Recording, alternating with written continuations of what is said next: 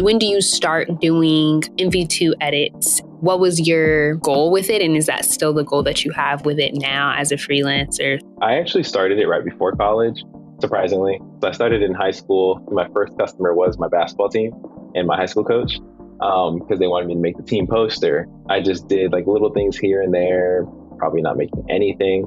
But like slowly but surely, I started like building up clientele and kind of taking it more serious, and investing in equipment. And I kind of did that so on and so forth until like I got to kind of where I am today, which is like closer to like my dream setup and what I want to have.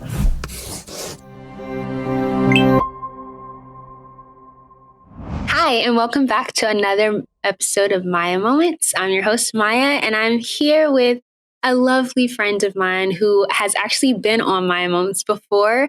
If you are new here or you haven't listened, go back and listen to the episode Forgiveness. I have Maurice Victor with me, and I'm so excited to talk with him. This time, we're not talking about forgiveness or talking about that business 7x70 at all. We're talking about him and the ways that he is creative in the other areas of his life. He is an award-winning videographer, the owner of MV2 Edits, and he is now the director of creative content at Pitt's Women's Basketball at the University of Pittsburgh. And I'm so honored to have him on here to just talk about all the ways that God has purposed him to be creative. So yeah, say hi, Mo. What's up, y'all? Happy to be here. Yeah, right. It is a new year. Crazy. He just also celebrated a birthday. So happy birthday. And mine is coming up soon. Not to date this particular episode, but it is February. So like February is the best month. Period. It's my favorite month. You got Black History Month. You got my birthday. I mean, it just doesn't get better than that to me. It's also the shortest month. So I don't know. I always love February. February is always a good month. The blessing. And my parents, their anniversaries in February. So I think it's jam-packed with so many things. Yeah. They just celebrated 25 years. Yeah. Oh, congrats to them. Thank you. I think my parents just celebrated 25 also. Oh, how cool. Yeah. 25 years, February 15th. They got married the day after Valentine's. Wow. But yeah, anyway, enough about me. So let's specifically talk about, where do you feel like the genesis of maybe what you do now, or maybe even like the dreams that you have beyond what you do now, but all of your creativity, where would you say the like genesis of that came from? Like, do you see moments in your childhood or like places when you were younger that you think like, oh, I was kind of already doing these things that I'm doing, or I kind of had a heart in this area that kind of led me down this path one way or another? Like, how would you say was the genesis of what you do now, and creatively speaking? Yeah, I think I actually thought about this a few months ago. Surprisingly, like I haven't given it too much thought, but I thought back to when we were kids and like all the disposable cameras and this and that we had. I realized that I actually used to be the one always like taking the pictures or setting it up for like a self capture, or I'd always have it like around my neck, and other pictures. Like, so I guess ever since I was a kid, I was interested in it. I never really gave it too much thought or, really even considered that. But now I'm realizing that I think it was, just the thing that was innately in me as a child. Now I believe that it really cultivated when I got into high school and I took a class that was digital multimedia. I took it just because it was a free period, and like everyone said, you should take this class. It's chill. Yeah. But like I fell in love. I kind of became like the tryhard of the class, like really putting in like effort to, do good videos and stuff. And I'd ask the teacher for extra help. And like I wanted to learn as much as I could, like soak it all in, because it was actually really interesting to me. And from there, I picked up like making graphics and doing videos for my sports team that I played for in high school while I also played. Like I was doing both. And then after that, like I figured I'm going to keep doing this in college. So that's like what really got me like interested. And I would say like college is where I really like started going forward with it. Yeah. And it's kind of funny. I kind of explained this in a different episode, but like that's kind of how I fell into acting in the theater side as well. Is like, I got kicked out of choir, and I needed a elective for art specifically, and I could have done photography, but kind of similarly, I was always like, if you know me as a person or as a friend, like I'm the person that always has their phone now. I'm the one taking videos of everything or photos. And so I was like, I don't kind of want to go into videography or video or multimedia or anything. Like I already did that for my church and stuff. So I got into theater because it was like, it's the only thing that, I don't do. And it's like, whatever, it's a free period. I learned something new and I stumbled into it and ended up being, the life path that I feel like I was called to ultimately. But it's kind of crazy how you like kind of stumble into it. Of course, it's interest and it's naturally things that happen, but like you don't Yeah. necessarily plan that like, oh, that one high school class that helped me in these areas. Yeah, it falls into place. Yeah, of course. Okay, so you have now you're taking it a little bit more seriously and you get to college and do you start at the women's basketball team or like how does that come into fruition for you? Did you just know the right person or did someone seek you out? Did you apply? Like what does that look like? Yeah, it was actually completely natural as well. So my last roommate, Philip, at the time we weren't roommates, we were just like basketball friends. We hooped together. He was a practice player on Liberty women's basketball team. And just like one day he invited me to come by and like hoop with them, like to be a practice player as well. So I actually did that for a couple of Right. practices, like I think one or two. And something just prompted me to like ask if they needed any like photo or video help. Um, and they were like, "We've been praying for that. Like, let's get you on board." Wow. And so I started as like a volunteer for a couple weeks and just kind of like came in when I could, like after class or before class, and I'd shoot practices and just like create some content for them just so they could see what I could do. And after a couple weeks, they decided to bring me like on staff as a student worker and pay me, and so that's how I got like my start with women's That's basketball. incredible. That's incredible because, like, Yeah. what if you never asked? Wow. Yeah, I know it's Uh, so crazy because I wasn't even that serious about it then. So I don't even know. I think they asked me to show them some stuff like when I first said it. I can't remember what I showed them because I don't remember what I was doing back then. Like I didn't have clients or anything, so who knows? yeah, yeah. But you had enough, of course. Whatever you had obviously was enough. And then, you Yeah, they just took a showing chance. up, you showed up when it mattered. And so they took a chance on you. And I mean, the rest is gravy pretty much with that. Cause you did that. Did you do that till you graduated? Like I Yeah, know, yeah, you did that pretty much the whole time you were at Liberty. yes, I did So for basically. I was there for like 3.5 years. that's So I did crazy. my whole time there. Wow. Okay. So would you say, I know that you didn't major necessarily in digital media or in videography, you majored in strat comms. So like, what was your process with picking that major, staying with that major? And like, what was your time at Liberty? I mean, of course, we all we're all kind of connected, mutual friends wise, but like on a networking basis, how do you feel like Liberty served you, or what you got from it when you were there, outside of just college in general? Yeah, Liberty was great. I mean, I chose my major before. I don't really think I knew what avenue I was going to go into. But I had spoken to a couple of people when I came to visit, like with my sister for CFAL. And I kind of explained that I like Seafall. video, I like graphic design. Yeah, right. And I like photography. Like I like a lot of things. And they explained to me like you probably don't want to do digital media or cinematic arts, which is just video heavy and focused in on one thing. They're like, you seem like you are more of like a communicator, so you should study stratcom so that you can understand all those aspects and be like well rounded versus being like an expert in one thing. And so that's what made me choose That's stratcom good. is because I was less interested in like the technical aspects of like how to do video. Not that I couldn't have learned anything from digital media, but like I trusted like YouTube and peers to teach me like what I need to Exactly. know Yeah. from that aspect. I wanted to know more like the strategy behind it. Like how do I make content that's going to impact people like by studying the strategy and understanding like more about marketing and what works and stuff like that. So that's why I went the Stratcom route. Yeah, and I think that that's why there's a level of in the work that you do, there's a level of storytelling and just marketing at a different level than just surface. You're not just doing like, of course, you're doing things to help market things or to help whatever the story may be, portfolio or just telling the story, because you do wedding videos and things of that nature.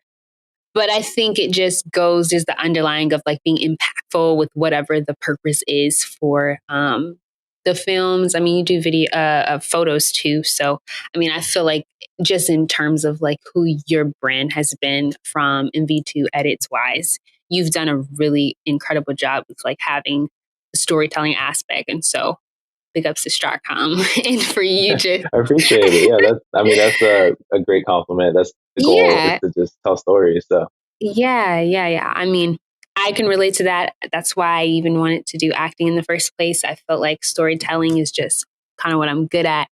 And now doing it professionally on the other side now, trying to get like you, my boy, um, from the aspect of just helping people. Of course, I know how to put a good story together. And I feel like from my side, I was calling myself a social media manager, which you also have experience with yeah, doing management for social media and stuff and marketing.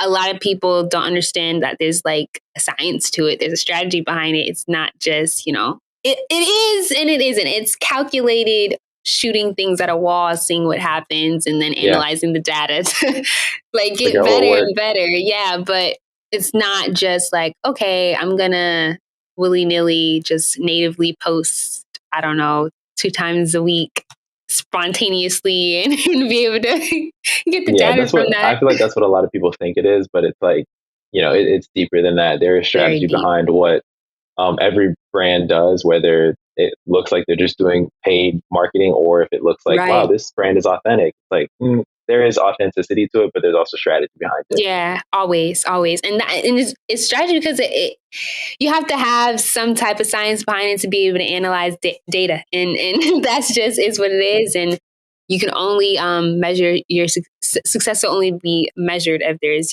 data behind it. But anyway, outside of marketing, because I can go on and on. um, yeah, the networking there, did you feel like you met other people even outside of like the communications house or the arts, because they're now together at Liberty, but outside Yeah. of those heads, did you feel like you were able to just, I don't know, get familiar with other people that have been helpful outside of, necessarily at surface value, that were helpful um, to your journey as like a freelancer, and then now being director? Like, was there any connections that you made that just made it a little bit easier in your professional journey? Yeah, for sure. I mean, even my journey to getting to Pitt came from a connection at Liberty. Shayna Vega, who was a player at Liberty, and she graduated like I think 2 years into my stay there.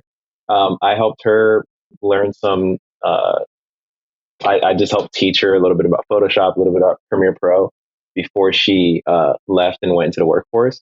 And she ended up coming to Pitt and working here. And before she left, she recommended me for the job. And that's how I ended up getting here. So that's one connection that was really That's big. incredible. But even in that story, I didn't find out until later. I did not put him as a reference, but Pitt reached out to Isaac Apon, who's, as you may know, is the creative director for athletics at Liberty. Yeah. And, Yeah. me and Isaac didn't necessarily work together a ton during my time there because I worked with basketball and he was primarily football. But we did have a couple meetings and he helped me out as I was like a student worker there. And he gave me a great recommendation at Pitt. They told me he spoke really highly of me and told them to That's pay me whatever I incredible. want, which is Wow. really cool to hear from someone that like I didn't necessarily interact with at the highest level. Come on, Um, compensation. but yeah, I mean, it was really cool to hear that. Isaac is a great guy. And I've met a lot of other good friends too that I'm still connected to that are in the collegiate athletics world or pro, like Cullen, Coffee, Corey Easley or Ely, and Easley, sorry, messing up his name. and a couple Oh, others good. in the pro world. Devon, I met him at Liberty, and he's working with the Chicago Sky.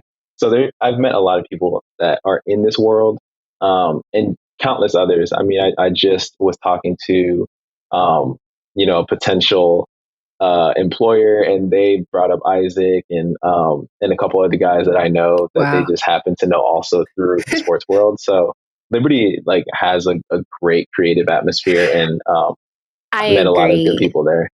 I agree. I think Liberty, and I think because of Liberty and the neighboring colleges in the area of Lynchburg, you just have this infectious kind of creative spirit that you can feel, when you're Yeah, there. And it's like, this little town, it might be doing a little something, yeah, because the people that pass through there and the connections that you make, the relationships that you make, are so valuable past like surface level things. And so, yeah, I agree. Liberty has, I feel like, some of the um, best creative people in all kinds of industries yeah. passing through it.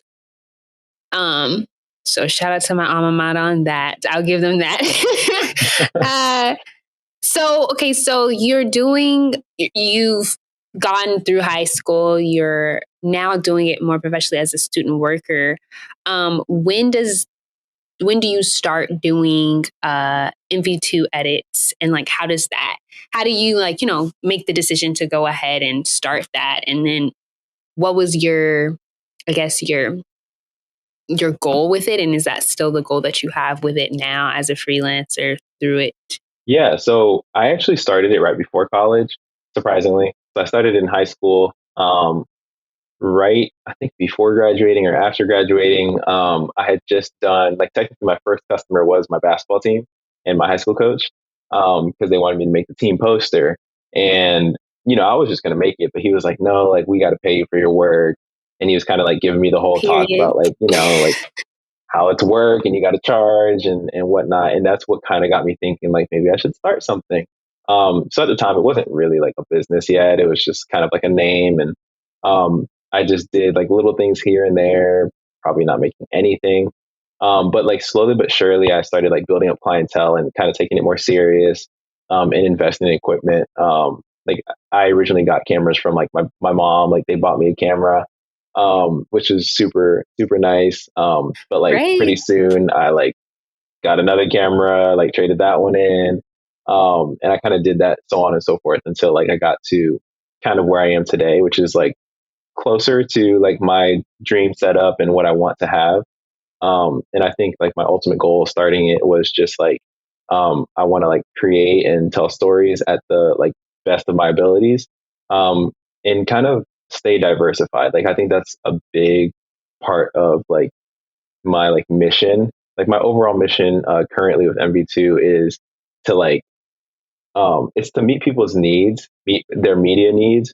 But Mm. like something that I'm kind of transitioning into is more speaking on the vision side of it, and like I want to bring your vision to life, and That um, makes I sense. want to do it in all types of diverse aspects. So whether that's like a wedding or it's a sports team that needs like an intro video, I want to be able to do all those things and just be like diversified in my content. Yeah, like not necessarily quote unquote niching down or like trying to be. I mean, I can go on a rant about that, but I think that's great, and I think you've been someone who has the credentials and the portfolio of being able to deliver for that kind of stuff. Whether weddings or doing stuff in like the music creative industry or helping with clothes, or, there's been so many different things that you've been able to say that you've helped bring the visions of. And so I'm excited for that. I think that's great. Um, Yeah, I think there's definitely levels to keep aspiring to. Like I'm not anywhere where I want to be just yet. Like you said, I deliver, but I'm like I'll get Oh, come there, but I on. try my Come best. on. Like, this is a creators podcast. Everyone I talk to, when I give them accolades and I give them something, they're always like, but I'm not where I want to be. Of I don't course you're think any not. of us I don't think any of us are where we want to be because No, the we're bar just not. moves every Of time we get course. close.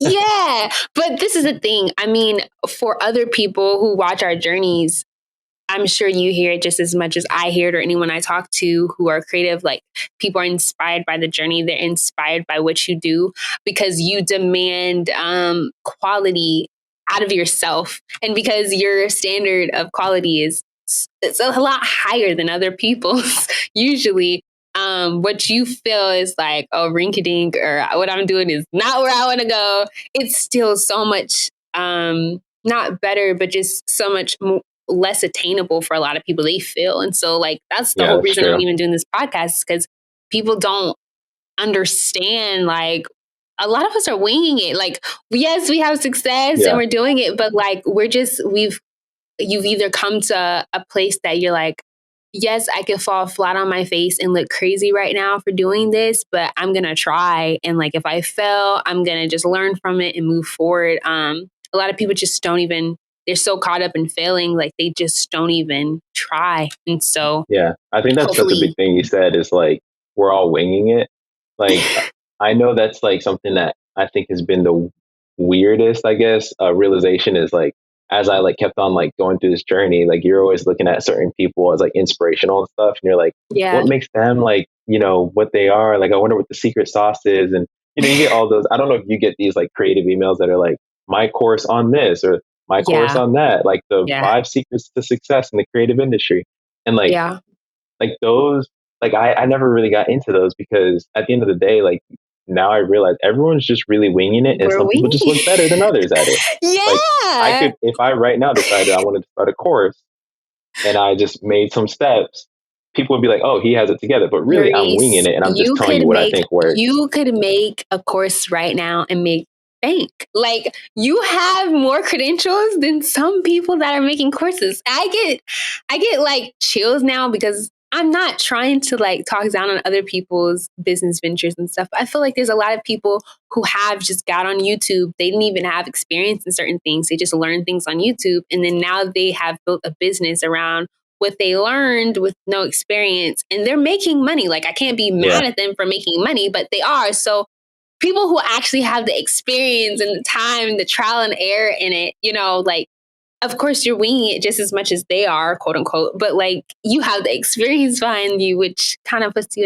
in a different category. But yeah, I have looked at those master classes and stuff. Sometimes I will, especially if it's free, like a free workshop, I Yeah. just go listen to see like what they have to say. And 9 times out of 10, everything they're saying, I already know, or I've Yeah. heard, I might They're disagree just with. presenting it in like a good way. Yeah, yeah, in a Like, presentational way that's put together, it's packaged nicely, which I'm not mad at. And, it's put together in a way that a lot of people who don't know or who haven't learned or don't have the experience, they're telling them a whole whirlwind of things that they don't I know was about to about. say, like, I think I don't want to like, you know, say that they're not good courses or anything like Yeah, that. no, I no, think it's no. just like when you reach a level, you're like, oh, wait, like I know this stuff. Yeah, I just may have not presented it this way. yeah, But there are yeah, people out there that are like more amateur, like just new exactly. to the business, or maybe they're just trying to get into it and they're like, that might all be, It's new amazing like information. knowledge. Yeah. Like, they are having epiphanies off of these things, which isn't to even compare, like, I'm not saying anyone's better, but it's like, I feel like for me, it's reassuring that sometimes you do have imposter syndrome. You're like, I don't know what I'm doing. Like, I'm charging people money for this. I don't even know if I'm worth this. And then you kind of see, I don't like calling them competition. I call them peers. You kind of see what your peers are doing and listening and figuring out what they're doing. And you're like, wait a minute, like, wait a Yeah. minute, I kind of know more in this subject than even the people that I'm like looking up to or I think are doing well. And that kind of just puts things into perspective for me, at Yeah. I used to least. struggle with like what you kind of mentioned, like pricing and stuff. Like, Yeah. because at the end of the day, that's one of the main things that I see all the time is like tips on how to, price yourself or how to do this, how to do that. And they all kind of say the same things, or they kind of lead you back to the same point where it's like, it's all about your value. Like, what do you see your value as? And you have to go and prove that to a client. Like, there is no, like Yeah. videography costs this much, photography costs this much, design costs this much. It's whatever I think I value of my Yeah. time and what my talent brings to the table, do I think I can convince a client of that? And I think at first, like I had to go through a whole, like, just kind of talking about my journey a little bit more. I had to go through like this process where I was getting like clients and little jobs here and there, and I did it for a while in college. But then there was one boxing gym that I did stuff for back home. I had done like a few videos for them and kind of just charged them like nothing just because I didn't value myself just yet. But I was like in between each time I shot for them, it was like I was getting new cameras, like new laptops, this and that. And finally, someone from the gym approached me and was like, a friend of mine, she had a son that I went to school with. She was like, "How much are you charging them, if you don't mind me asking?" And I told her, and she's like, "Triple it. Like whatever. Like next time you do something for them, triple your cost. That's way too low." And she gave me the whole spiel about like, I got to value myself. I got to write contracts. I got to do Yeah. this. And she was kind of like, to me, that was the moment that I went from like having MV2 edits, but it was just kind of like a thing to do on the side, almost like a hobby that just had a page and a Right. name, Right. to where I kind of made it a business. That's when like I went out and I got my, all my legal stuff figured out. And I figured, okay, I need contracts. I need this. I need invoices. I need a management system. Um, and that's where I was able to kind of like bring it all together because she motivated me and she stayed on me. It wasn't like a one-time conversation. It was like we talked about it. I Wow. said okay, and then she followed up like a week later. It was like, so like, have you tripled your costs? And I was like, yeah, I'm working on it. She's like, no, just do it. Then she was like, do you have your contracts? And I was like, I've been searching online for contracts. And she's like, I'm gonna send you mine. Oh, Change like the wow. the wording for yourself and figure out what you need to add for video and whatnot. And from then on, like, she made sure that I set myself right. And even Yeah. back then, I was still undercharging, but it was, that's just part of the journey. Like it was more than what I had Yeah. been charging. And then eventually, as I, again, got more and more equipment, more expensive stuff, that's when I realized, you know what, like my time and, the value of my equipment, the value of my knowledge is important. And I was Come able to raise my on. prices more and like, and now I'm like, I'm not apologizing for it. You're either going to book me or No, you're not. Like, there's I nothing have to an education to pay apologize for, for. gear to pay Mhm. for, life to pay for. And so you kind of just have to stick to it. It's all about just knowing your value. Yeah, I agree. So like I come from a family, my mom's a graphic designer, and a lot of the graphics that she did, my dad's a pastor, so a lot of graphics that she did was church, under the church umbrella, ministry umbrella. She would do, the programs at her church. Anything that had anything to do with paper or graphic design at her church, she was pretty much the go-to. She created all our websites, website development, all of that.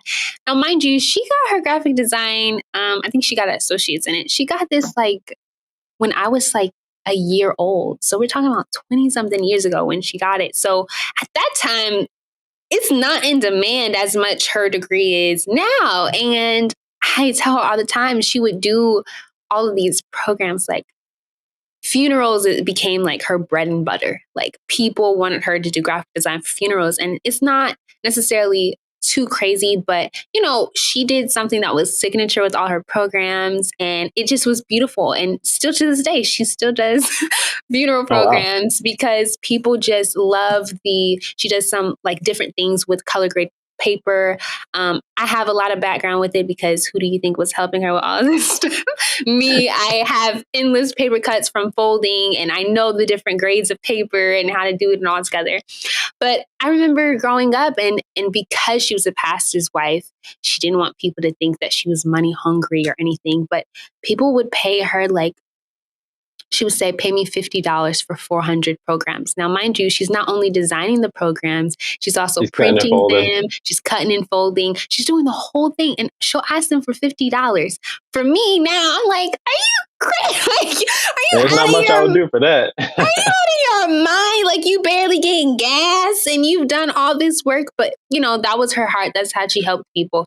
And people would still be arguing with her and undercharging her for $50. And so I just had like, I know for myself, I was like, I'm not arguing with prices. And that's all I'm saying that to say, like, please, anybody who's listening to this and you're trying to understand, like, I think I'm worth this, but I don't know. Stick to your prices. If people are deterred by your prices, it's not meant for you.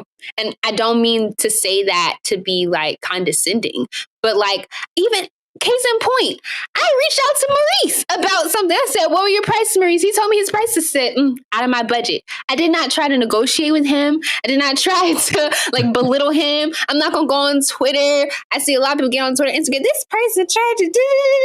That's it's not for you. Obviously, it's not for you. I But mean, that does. it's the same way if like you wanted to go get food somewhere, but you realize this restaurant is just a little too expensive for me. You're Yeah, gonna go take yourself to Chili's and get, you know, two you for sure will. 25.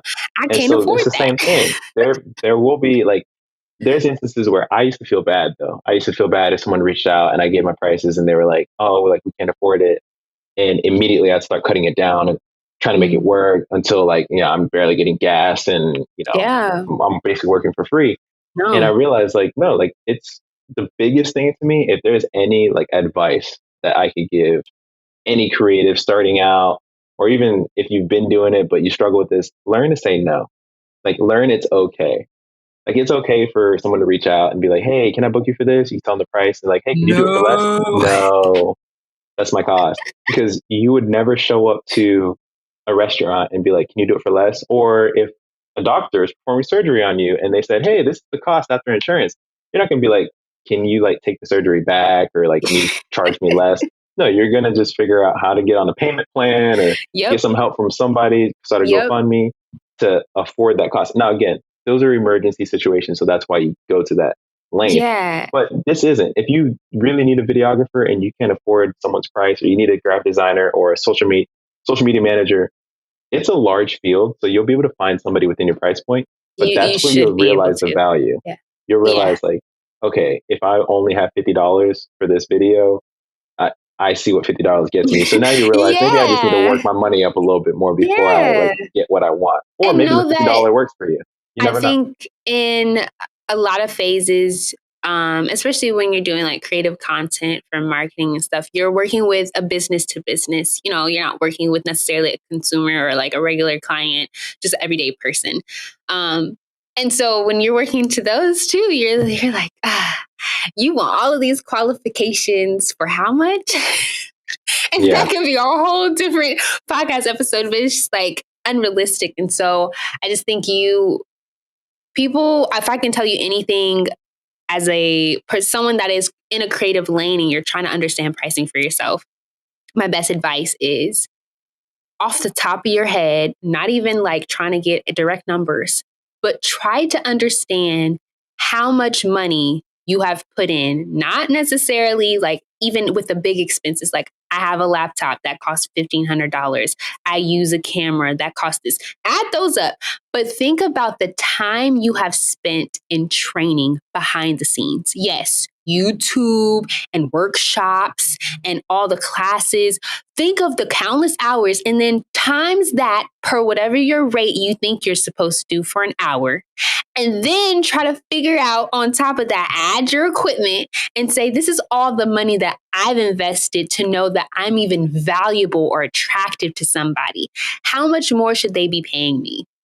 And you do all that so your clients don't have to. I go to the YouTube videos, I go to the workshops, I go to conferences, so they don't have to. They're not just paying you for the one project, they're paying you for your training, they're paying you for the equipment, Yeah. they're paying you for the editing, they're paying for your expertise, they're paying They're for your paying for your style. talent. They're paying for your talent and experience. Like Yeah. you did more than just do a service.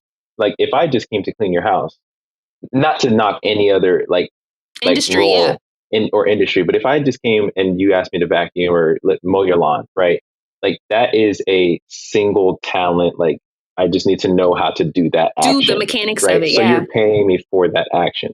But when you hire someone to be creative in any aspect, like I'm talking social media, video, photo, whatever it is, they're not just doing an action. You're not just coming and clicking a button. There are people that can do that. There are people that will just click a button for you. But you're typically what you're paying for is the value of someone that has learned and practiced and studied how to master whatever it is they got to do for you so that it's done at the highest level. It's not just like I'm not just showing up to your wedding with a camera and filming and then just throwing it together. I'm like strategically shooting it in a cinematic Yeah. way. I'm using the right equipment for it. I'm doing the right things in post production tell that story beautifully so that like it tugs at your heart and you can remember it Yeah. in the right way. It's really much more complicated than a lot of people think. And so Or that's give where, it credit but even for. ourselves, yeah, Yeah. even for ourselves, like we don't think about all that sometimes. We No. just think, I am just clicking a button on a camera. Like that's all I'm doing. So Yeah. I And can you're charge not. this. You're Like not. There's it's way so more many to it. mechanics to it. And when you are passionate about it, you love it. For you, it is more simplified than someone else. But, a lot of times when you talk to people and if they just ask you, so from point A to point B, the beginning of this journey to the end of it, can you go through every task that you have to go through? And if you could, if you go through it, you would be exhausted with just, getting ready, like Yeah. pre-production before you even get things done. They're like, oh, this is why I pay you. And people understand you're paying for convenience and knowledge and expertise. It's not necessarily about the actual, deliverables, or those are great, but you're paying for convenience. This is a luxury things. These aren't like, we're talking about first world problems, not third Yeah. world. Like So we're talking video for your company so that you can market yourself. exactly. Like the fact that you even have a company like to do video for. Is of course it's going to be expensive. You don't get mad at Louis Vuitton for being 1,500 to however amount of bags. You don't get mad at Gucci for being luxury items. So don't get mad at my luxury service. I would just leave it there. So that could be a whole nother podcast for another day. For real. But I'm glad you said that, because I think a lot of people don't think about pricing. And even for myself, it's something, I have to raise prices now for myself because I'm in a different space than I was when I first pivoted my business. So it's like, okay, I'm kind of scared. I have to raise prices, but it is what it is. Yeah, you got to do it. And Yay. last thing I'll say on this, last soapbox, but raising prices can a lot of times be a good thing.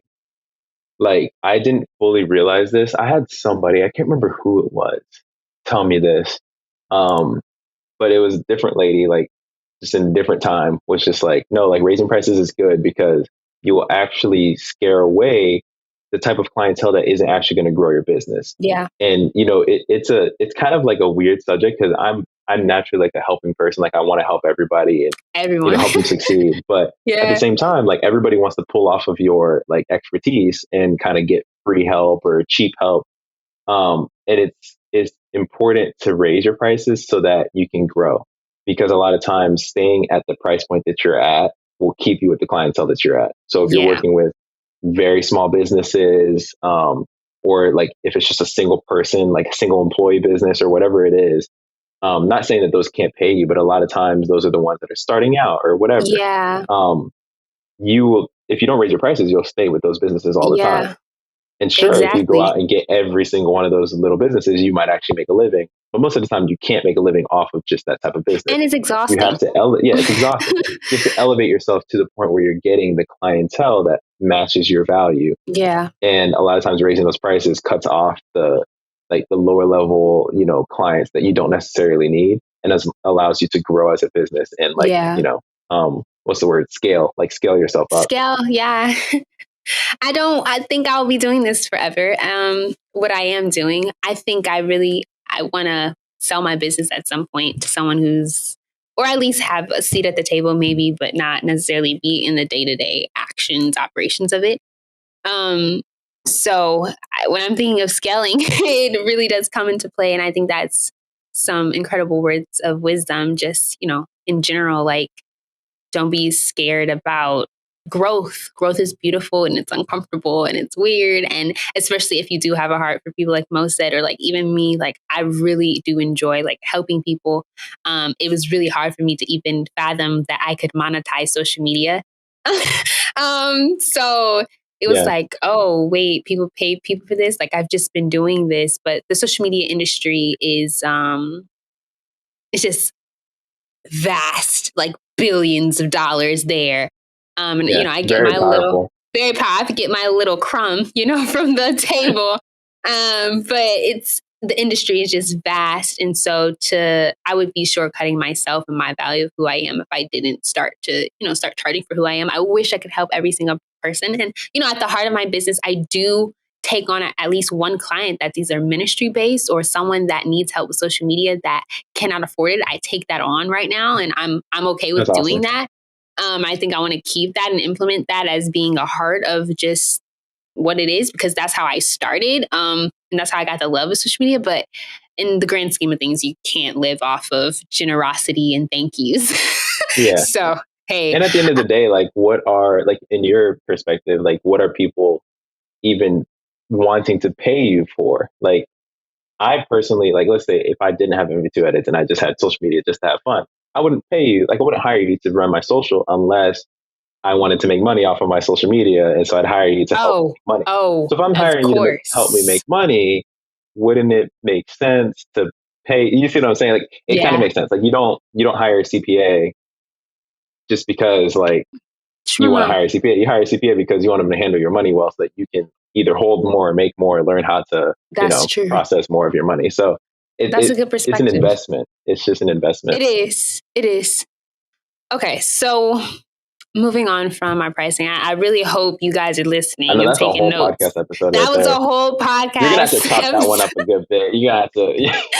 I'm gonna have to chop it up because like that was some real good value. I hope you taking notes because people don't talk about pricing a lot. A lot of people shy away from it. Transparency is becoming a thing, but people are still scared to be transparent about pricing for good reason, good and bad. But I just think be mindful.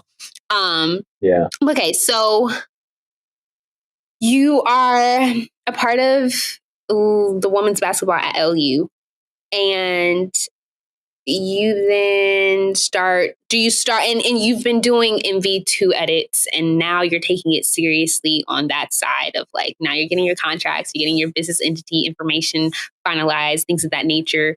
And you're doing that for a couple of years. I would think like you're doing this in years. I think you doing when I met Mo, when I officially met him, he was taking photos of, he came to my boyfriend. I'm not trying to give him a shameless plug. This is just how it happened. Cambrell, he came to his, roll the dice video shoot and took like some photos, and did he take a video? Did she take a video? I don't think he took a video. No, I think I he just I took just did photos. photo. I think Yeah. Johnny Clay was doing Johnny video. was doing the music video. I didn't know if you helped. But so I was like, oh, these are fire. Who is this? Now, if you know me, I am going to network with some creative people. I just like being around creative people. Like, I don't even have to work with you. I ain't got to do nothing with you. But I like to have people in my back pocket if I need to. So I was like, who is this? Cam was like, oh, this is Maurice. Like, he just came out. I was like, wow, that's great. So coincidentally, I did need his help. I did need Mo's help like a year or so later, and he was gracious enough to help at that time BTG with Gospel Fest. So I was actually Oh the social yeah. media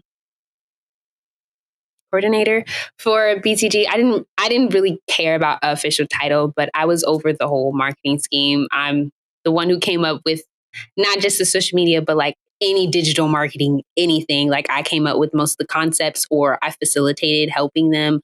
We would take polls and stuff, and then I would like actually do the graphics and like be like a project manager. So I'd reach out to people, see what they can do, and then they would help me however they can help me. And it's a whole big thing. So I coincidentally did end up, getting to work with him. It was great. Great video too. It was really cool. Fun times. Cool. Yeah, fun times, college. But I think just in that though, I feel like you were just like, you were grinding. Like you were in school, but you were in there. You were getting, your feet wet and doing what you felt like you were purposed to do in that way. And so like moving from Liberty, that transition, you end up working with Maverick City and other, taking on this job at director. So like, how is post Liberty and like getting into opportunities that you did and, ultimately saying yes to this position and just moving forward, like how has the journey been post grad and everything of that nature? Yeah, I'm actually, I'm very grateful. Like, God's been really good, like, post grad.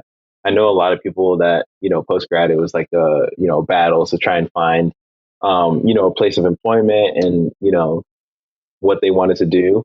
I was lucky enough that like I think I graduated in December. In I think end of January, I got a job.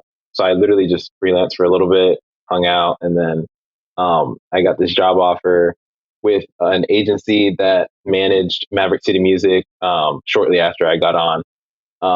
And they had a bunch of other like gospel and entertainment clients. And I actually interned with Mav for 6 months before getting that position as well. Yeah, So yeah, yeah. I was already plugged in with Mav. Soon after I was hired, they took on Mav as a client, and I was able to help lead a lot of that stuff as like a project manager, social strategist, and creative director and Wow. videographer. So I did a lot of shooting, editing, a Oof. lot of planning, posting, and planning posts and stuff for Maverick City. So I did like a lot of their album strategy for um, a bunch of their releases, like Jubilee. That's incredible. Um, what was the one with Upper Room, Oh my and gosh. with Elevation. So I was able to like work with Elevation's team, Yeah, which they yeah, handled a lot yeah. of the like strategy and marketing behind that. They're an amazing team. I was just able Yeah. to kind of like listen in, offer my input here and there, and then also like kind of shift the strategy to match Mav's aesthetic and the way they wanted to reach their audience, which was awesome. Like it was great being a part of just just an amazing like rise Yeah. of such a powerful music group in the Christian space. Yeah. It was cool to watch. Because, I don't know you. It's weird now because a lot of people know people that you know, but they don't know them the way that you know them, right? So like Yeah, I'm like, oh yeah, I went to school with him. And for other people, it's like, no, do you know it's Maurice Victor? And it's like, yeah, like, yeah, he's always been Maurice Victor. But like, now it's like Maurice. And I'm happy about it. It's great. It's just like seeing how you've been able to like be not necessarily elevated. I do think there's comes elevation from it, but just be able to see you kind of people don't know the people behind the box. And so to see yeah, all the incredible things that you helped spearhead or facilitate through and be like, wow, that's so crazy. Like, this is dope. And like, I know the person that helped facilitate these things. It just it's inspiring. It's cool. I feel cool. Like, wow. that's awesome. I appreciate that. Yeah, it's weird. Like I hear a lot about it. People are always interested in that job specifically, and it's like to me, it was just like not to downplay it, but it was just a part of my journey. Like that was Yeah. just where God led me, and I just did the best I could, just like I do anywhere I go.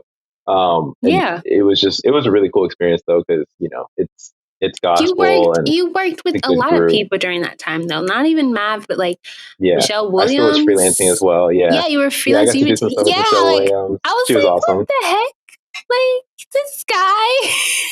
Yeah, it Okay. was crazy. It was crazy. And then you ultimately took this position as director of creative content. And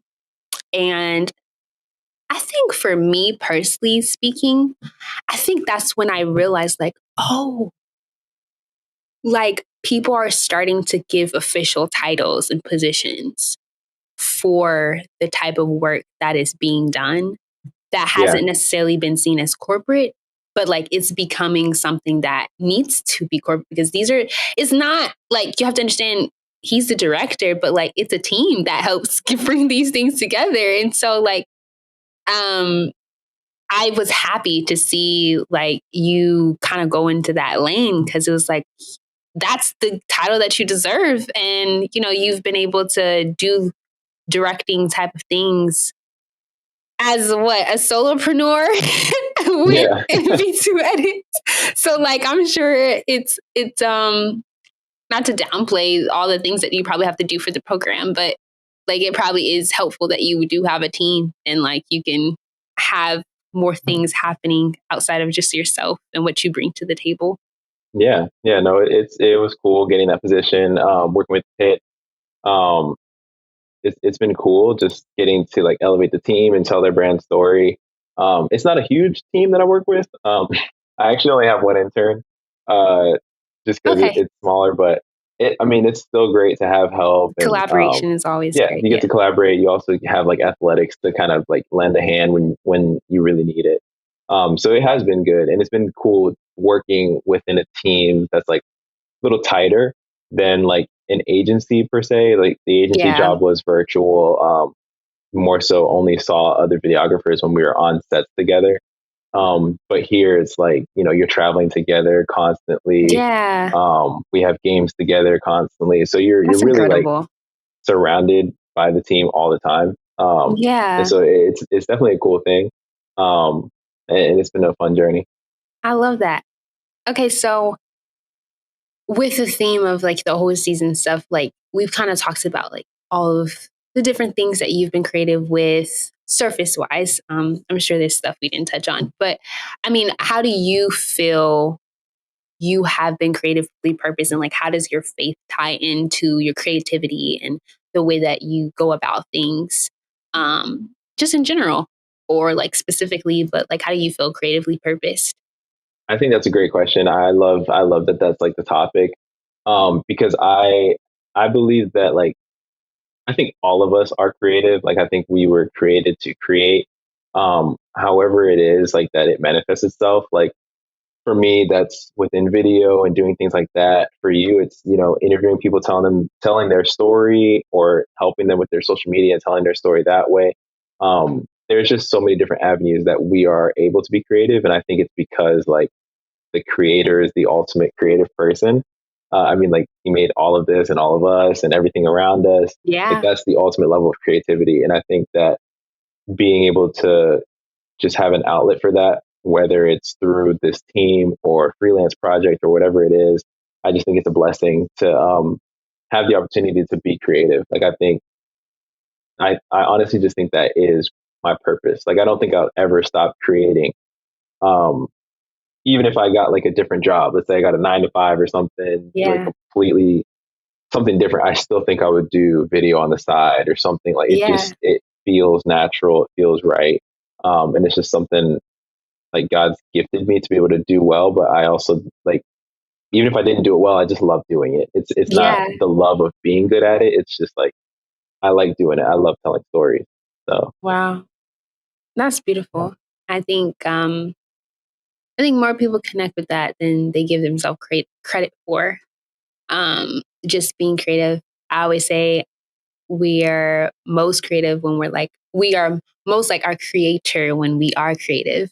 Just yeah, knowing like, God, he made out of nothing. We use what's already existing, but he creates out of nothing. And so it's beautiful to be reminiscent and kind of like think of my faith and like how God is using me in ways whenever I get to do something creative and in whatever way that is, whether that's me acting or with me doing marketing and helping people on that side or me doing the podcast.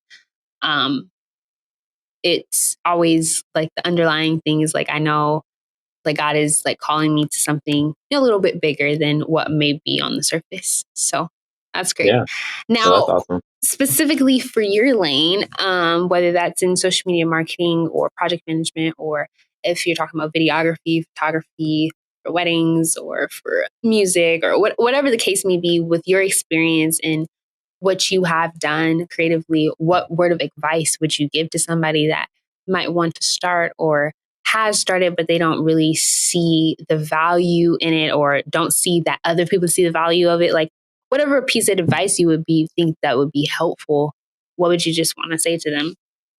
Yeah, I mean, um, man, there's like so much advice that I could give, and sometimes I'm like, am I really even the person to give advice or whatever? Like I'm still figuring it You out. are. But I don't know. I would say like part of like that mindset is kind of my advice is like just don't be afraid of it because we're all figuring it out anyways. I think the biggest hindrance to a lot of creatives, and I've seen it like with people close to me and even from people far from me. But it's like the hesitation to start something. Um, like the thought process of like, well, what if it doesn't, well, what if this, what if that? Yeah. And it's like we never know what's on the other side if we don't just dive into it. There's always like that fear of the unknown. And yeah, but like you actually worded it beautifully earlier. Like if we do fail, like we can just pivot. Like there's no Yeah. real failure. It's just like you learn, you move on. there's a lot of people out there. That's I don't true. really, I can't think of names off the top of my head, but there's like plenty of celebrities that have successful businesses that had like three others before or like four others Yeah. I before. mean, even like Ye, for instance, like he was in a lot of debt and he wasn't really in a good place business wise before Yeezus, or all the Yeezys and everything with that. And I mean, his wife helped him in some ways, and now he has like $1 billion company. So there's a Yeah, lot like of ways to pivot. Yeah. there's so many, like it's never, you can't take it as a loss. Like, yeah, a business could fail. An idea could kind of like fall apart or fall through, but it's like you, it's never really a loss if you learn something from it. So if a business fails, pick up like from what you learn and try something else. Um, because like if you try enough times, you're gonna find success. So that's just for me. It's just like whatever you're thinking about doing, whatever hesitations you have, just I mean, obviously be smart. Like don't be like not smart about it, but be confident. Exactly. Like just go with Yeah. what you have. And if you already have that business or you already started freelancing, like you've already been in this, but you're looking for advice, I would say kind of the same thing. Like if you're thinking you may have already had the business, but you're thinking about scaling it, or I have to raise my prices, or I need to change my lane, just do it. Because like you just never know what's on the other side of that until you go for it. I agree. I'm a living, breathing testimony of that. So please just like trust your gut, trust your intuition. If you are someone that's a person of faith, really pray about it and like see like what God is telling you through that process. And 9 times out of 10, if your gut is telling you, that's usually the Holy Spirit telling you like that's where you're supposed to be, or this is what decision is supposed to be made. So just trust that. Um, but yeah, you can obviously follow Mo, his journey, both personally on Instagram at Maurice Victor underscore, or you can follow him on his business page in V2 Edits. And I'll make sure to like put information, whether it's in the description box or in the show notes for the podcast. But I think this is really fun, and I'm glad that we were able to touch on like just pricing, knowing your value, and just all things videography and stuff. Thank you so much again for coming on the podcast, Yeah, no Mo. problem. This was a lot of fun. Thanks for Yeah, having me. of course. And I will see you guys on the next episode. Thank you so much. And I will see you guys next time. Bye bye.